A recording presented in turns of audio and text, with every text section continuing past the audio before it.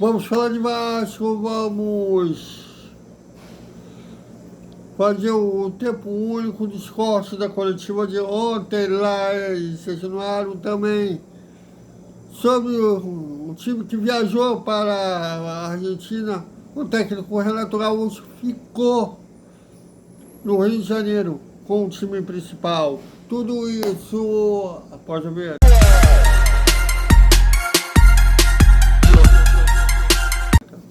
Salve, salve galera do Vascão! Boa noite para todo mundo. De terça-feira às 7 da noite a bola rola, e como rola da Argentina, Barracas de Vasco é a estreia da Copa Sul-Americana. Bom, vamos o tempo único dos cortes da entrevista coletiva de ontem, lá em Januário, após a derrota para o Botafogo 2-1. Vocês viram a coletiva toda na íntegra, né, no nosso Despertar Vascaíno, mas chama a atenção nesses cortes do Renato falando que, admitindo que na janela do meio do ano o Vasco precisa de pelo menos 4 reforços.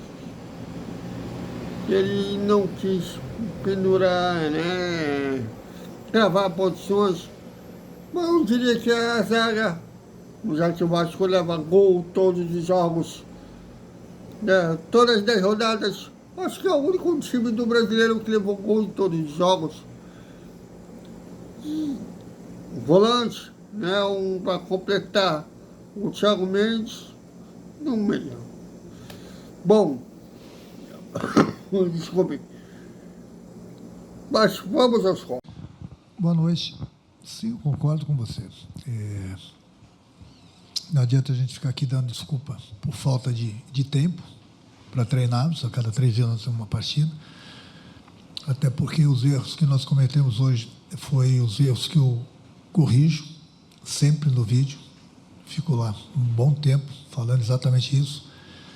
Costumo falar que os pequenos detalhes no futebol fazem um estrago enorme.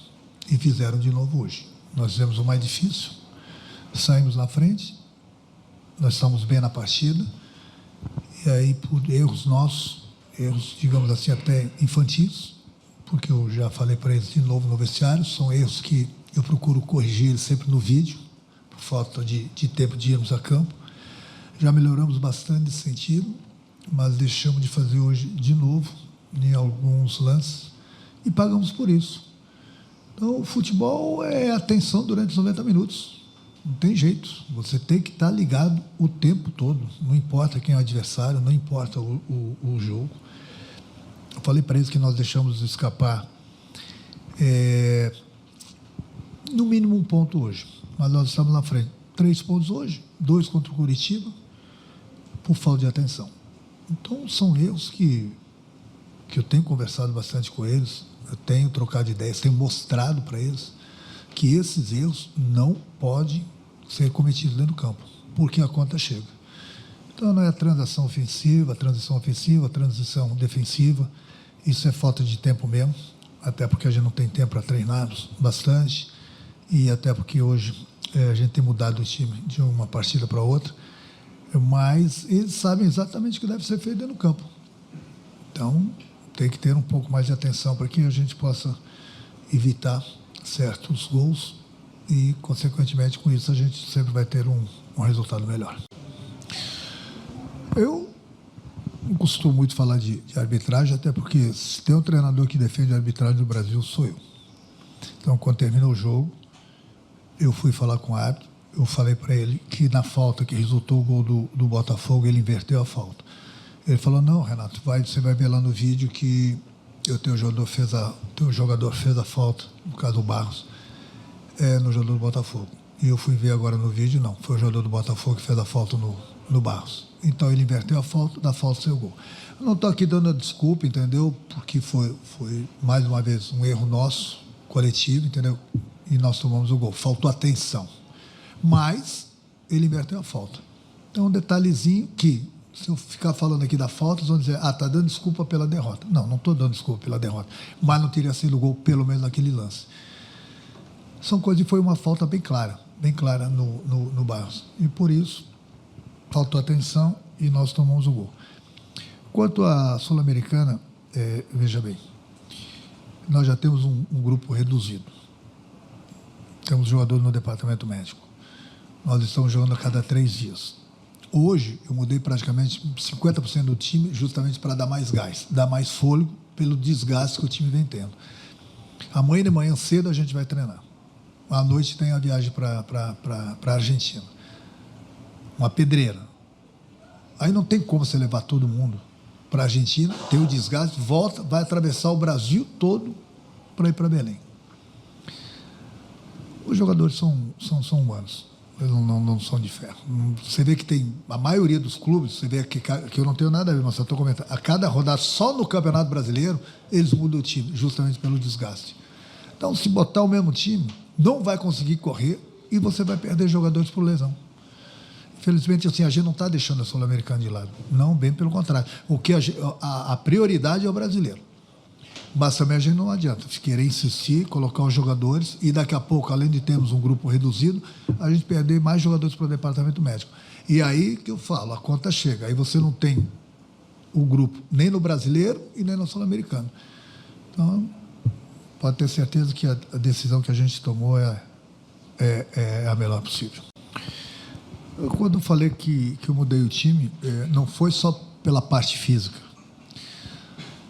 Mudei o time, tentei surpreender o Botafogo e são jogadores que estão pedindo passagem também. Eles precisam mostrar por que estão no grupo do Vasco. Eu preciso conhecer alguns jogadores no jogo, durante a partida. Então, quando eu cheguei, eu falei para eles estarem preparados, que as oportunidades iam chegar para todo mundo. Não importa se 15 minutos, 30 minutos, 45 minutos, 90 minutos, o jogador tem que estar preparado. O treinador tem problemas de cartão, tem problema de lesão, tem problema de mudança tática. O jogador tem que estar preparado, até porque o desgaste também é muito grande no Campeonato Brasileiro.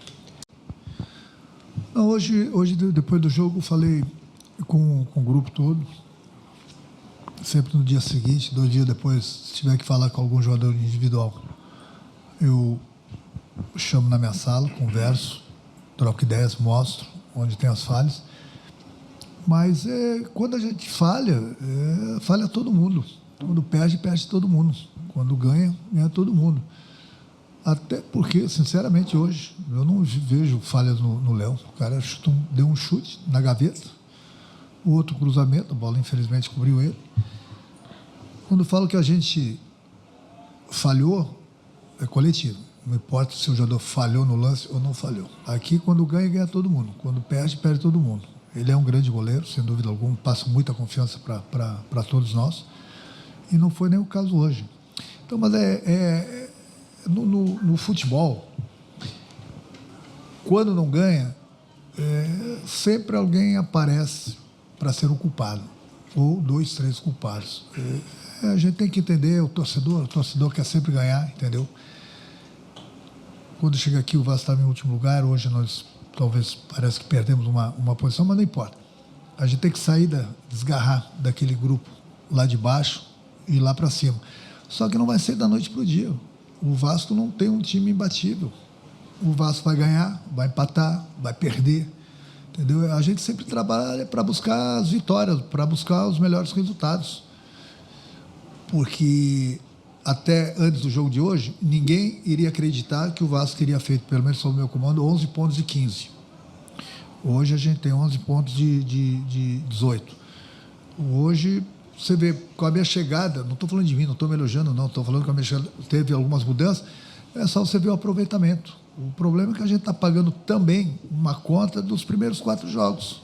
4 jogos do Campeonato Brasileiro. Você ganha um ponto, vai fazer falta durante o campeonato. Mesmo assim, a gente recuperou. Então, eu tenho que dar os parabéns para o meu grupo. A gente precisa melhorar, sempre precisa melhorar. Após as vitórias também, eu falei, a gente precisa melhorar, a gente tem coisa para corrigir. Só que a cada 3 dias, não tem como. Não tem como. Mas o grupo está bem, o grupo tá reagindo, entendeu? Mas é o que eu falei, nós não vamos ganhar todas. O Vasco quer ganhar? Sim, a gente trabalha para ganhar. Mas os adversários também precisam da vitória. O que a gente tem que corrigir ainda mais, a gente vem corrigindo ainda mais, é a falta de atenção. Não pode, em determinados momentos, a gente se desligar. Todo momento que a gente se desliga, a gente toma o gol.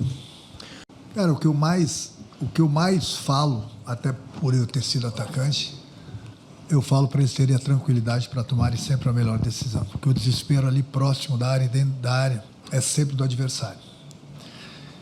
Então, quando chego aqui, nós temos acho que 4 colombianos no grupo. Eu procuro corrigir eles. Eles têm muitos erros. Muitos erros. Meu trabalho mas é falta de tempo. Porque eu falei, não vai ser da noite para o dia que eu vou corrigir os caras 100%. Aí tem ainda o problema de adaptação do jogador colombiano. Eu, quando estava no Grêmio, nos outros clubes, quando me oferecia um jogador colombiano, equatoriano, que eu gosto deles, eu só dava o aval para trazerem no momento que estavam adaptados ao futebol brasileiro. O jogador colombiano, o jogador equatoriano, eles têm eles precisam de muito tempo para se adaptar ao futebol brasileiro. O futebol brasileiro com o colombiano tem uma diferença muito grande, principalmente taticamente. E isso leva tempo. E é difícil você jogar a cada 3 dias e corrigir tudo dos jogadores. Então, você vê que muitas vezes, né, eles tomam uma decisão errada justamente porque eles jogam dessa forma na Colômbia ou no Equador, e aqui no Brasil eles têm esses problemas. E eu falo para eles, procuro corrigi-los, mas é adaptação, não vai ser da noite para o dia. E, enquanto isso, pode ter certeza que, infelizmente, eles vão cometer esse tipo de erro, sim, por mais que a gente corrija eles. Deixa eu falar, no momento de ter um grupo grande, um grupo que você pode mudar jogadores e você não sente tanta falta, desde que tem um grupo grande, você disputar uma Sul-Americana, ela te dá uma vaga para a Libertadores. Mas você tem que olhar os dois lados da moeda na Sul-Americana. Não que a gente vai deixar a Sul-Americana de lado. A gente está deixando justamente por causa da viagem, por causa do desgaste, por causa que nós temos jogadores entregues ao departamento médico. Vamos ver o que vai acontecer na Argentina. Depois nós temos 2 jogos em casa. Mas veja bem, a Sul-Americana, você disputa a Sul-Americana o ano todo. Você tem que jogar na altitude, tem que jogar com times fortíssimos, porque agora saíram da Libertadores, vão estar aqui. O desgaste das viagens longas, e é uma pedreira a Sul-Americana.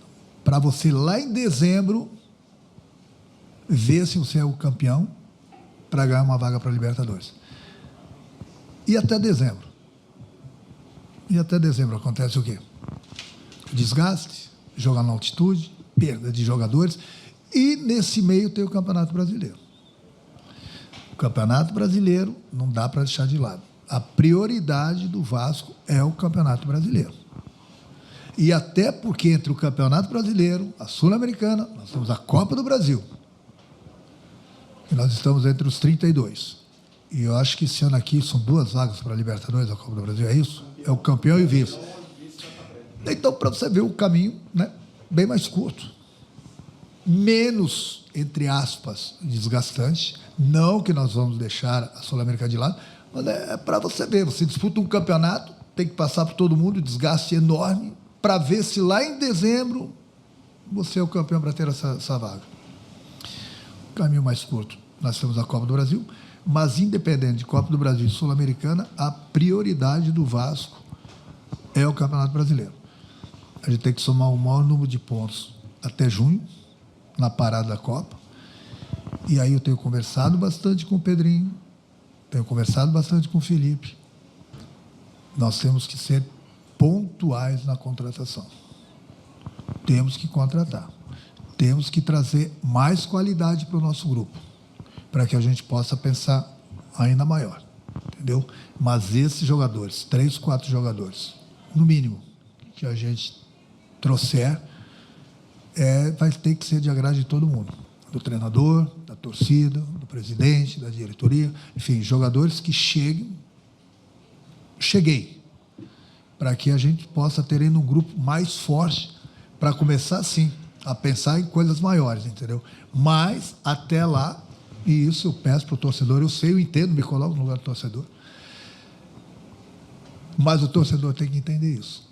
Até junho vai ser uma guerra, porque nós temos aí mais 17 jogos, a cada 3 dias nós vamos ter que jogar, Sul-Americana, é Copa do Brasil, é Campeonato Brasileiro, e a gente precisa somar o maior número de pontos, para aí sim, aí na metade do ano, a gente trazer alguns reforços para que a nossa qualidade técnica, principalmente, suba bastante, o torcedor possa se entusiasmar ainda mais, e jogadores com certeza chegarem para nos ajudarem. O que vocês acharam? Comentem, opinem. Aqui agora tem moral, aqui todos os serviços. Bom, e hoje a delegação treinou no Centro de Treinamento Moacir Barbosa, aliás. Vasco divulgou a programação da semana fecharia. Bom,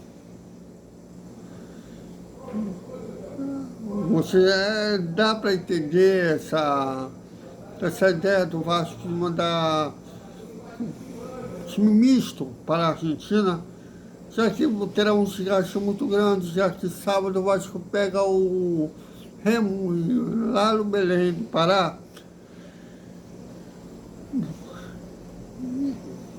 E, devido a isso, nem o Renato Gaúcho viajou para a Argentina, ficou no Rio de Janeiro com o time principal. E lá na Argentina tem 11 jogadores frutos da divisão de base, o time sub-20. O goleiro Felipe Gabriel, o lateral direito Breno Veneza, os zagueiros Avelar e o lateral esquerdo, desculpe, Avelar e Alilson, o zagueiro Bruno André, os volantes Gustavo, Samuel e Ramon, o meia Lucas Agüero, muitos da geração Z, vai lembrar da Duda Menino, que eles namoraram agora recentemente, né? E era muito badalado o namoro deles nas redes sociais. Mas o Lucas Agüero é visto como futura estrela desde quando ele era ainda sub-15, né, do sub-15 ou sub-10 do Sport de Recife, e tanto que chamou a atenção do Vasco, trouxe ele ainda na base. O Lucas Agüero e os atacantes André e Juninho. Bom, de uma certa forma é interessante, porque a gente vai ver esses garotos, não é para achar que vão ser a solução, né? Já não precisa contratar, nas janelas menores deles vão dar a resposta, não é? A maioria não pode tirar o Romário, Roberto Dinamite, o Felipe, né, hoje que é diretor do Vasco, como parâmetro. São jogadores muito acima da média que já deram respostas, né, desde quando chegaram ao profissional. A tendência a maioria hoje lá mesmo. Mas é interessante ver esses garotos de ação, né, ainda mais uma experiência de uma competição internacional. Vamos aguardar terça-feira e mostrando o que podem fazer com a camisa do Vasco. Bom, então é isso, galera. Até o nosso... já foi um videozão, né? Já que tem os momentos dos cortes. Até o Desperta Vascaíno, a hora... Não, desculpa. O Desperta Vascaíno, boa noite, com resumo da terça-feira do Vasco. Já começando na segunda-feira do Vasco, começando o pré-jogo, Barracas de Vasco. Até mais.